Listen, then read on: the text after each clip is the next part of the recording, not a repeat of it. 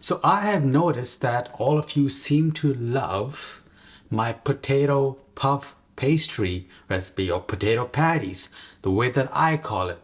And while I'm so happy that you all love it, I discovered something while making this recipe that I wish I knew while making the potato version.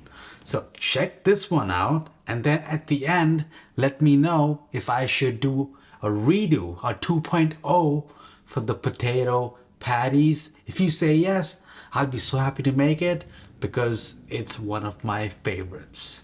Now, we're making mushroom patties, or you can call them mushroom puffs, mushroom puff pastry. It's gonna be super delicious though, and mushrooms are amazing to stuff in puff pastry. And for those of you who are coming from the potato puff recipe, or if you got a glimpse of it when I showed it earlier, a big difference between that and these freshly made mushroom patties is the amount of flakes and lightness and fluffiness that you see on the puff pastry, and that is the key. We'll get to that really soon. Let's take a look at what we need. I've cut up some cremini mushrooms into a small dice, about an inch to half an inch. It is going to shrink down quite a bit, and make sure that you've taken out the puff pastry sheet and refrigerated it so that it defrosts naturally. It'll take about an hour, 2 hours max to defrost. Keep it chill until we're actually ready to use it. Now, I'm gonna cook out the mushrooms first, and you don't need any oil, no salt. Just put them on a cold pan, cover with a lid, and turn the heat on low. Now, after a couple of minutes, you'll see that a lot of the moisture has been released and the mushrooms have reduced in volume by about half. Take the lid off, let the moisture cook itself out, put the mushrooms away, wipe the pan clean, and then let's start making the actual masala, the main flavoring that's gonna make the mushrooms amazing in these puffs. Some olive oil goes in along with some homemade ginger garlic paste, cumin seeds, and green chilies or Thai chilies. We're gonna toast that really well until it's really nice and fragrant before adding in shallots. Now, shallots are much milder than onions. You can use onions, but shallots here just went for that soft, subtle, oniony flavor along with creamy mushrooms. There's no cream in the mushrooms, but it's cooked to be so soft that it feels like there is. When those shallots have sweated out a bit, add your spices like turmeric, some red chili powder, some ground coriander, and then you want to toast these dried spices. Let the oils release into the vegetables, and then add in some tomatoes after a couple of minutes, and let the tomatoes start to cook down slightly. Once they look like they are softening, then add in your mushrooms. Add any salt, and you may want to taste now, but let it cook down further. It'll give you a much better idea as you keep cooking, because we're gonna finish it with some garam masala. Just allow this to kind of simmer, kind of cook together, and then take a couple of tastes and adjust the seasoning. Once you're happy with it, garnish it with cilantro, and that adds a nice zesty, fresh aroma and flavor into this mix. And if you are one of those people who taste soapiness instead of the actual cilantro-ness, then skip it. Maybe use some chives instead. Parsley, maybe. I'm not a huge fan. But the masala is now ready. You want it to come down to room temperature before you can put it in the puff pastry sheet, because hot mix on the puff pastry will start melting it, and it's going to be a nightmare to handle.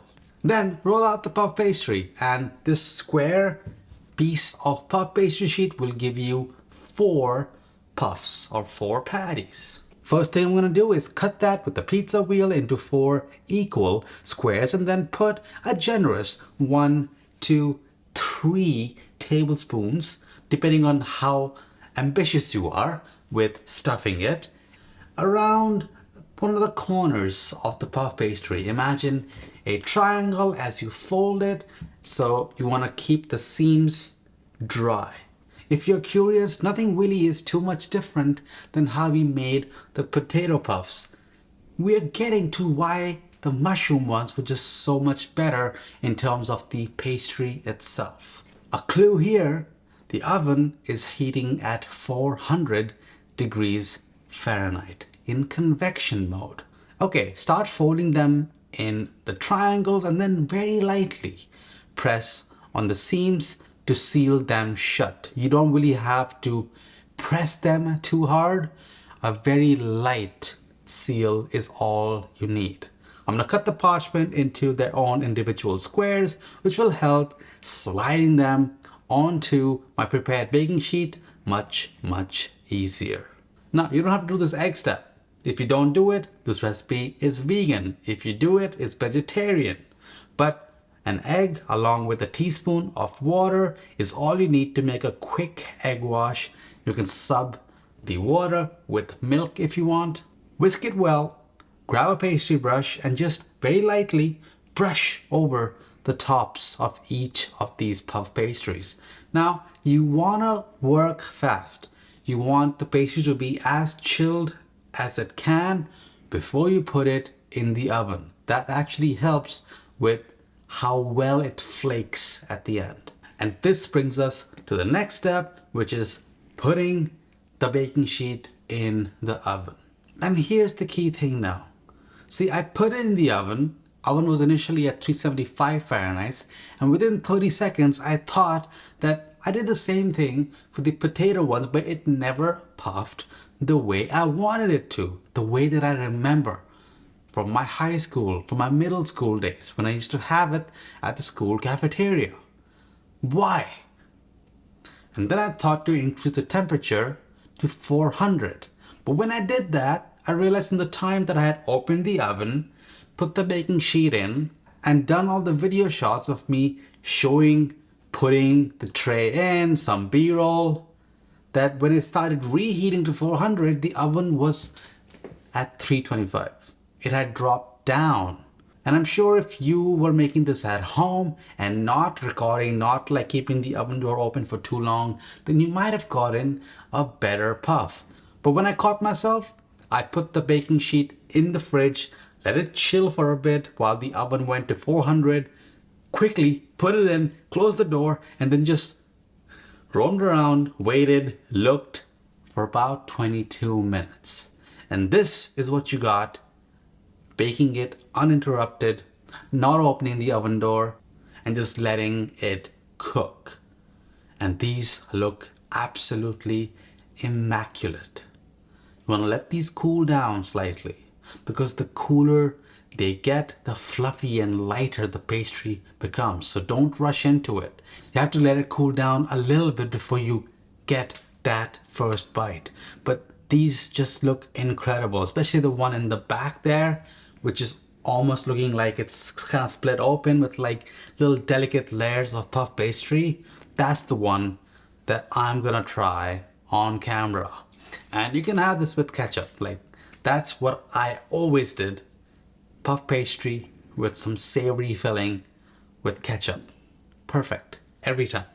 Although if you want to be a bit more ambitious, you can try out my green goddess sauce, which is going up on Monday. So keep an eye out for that.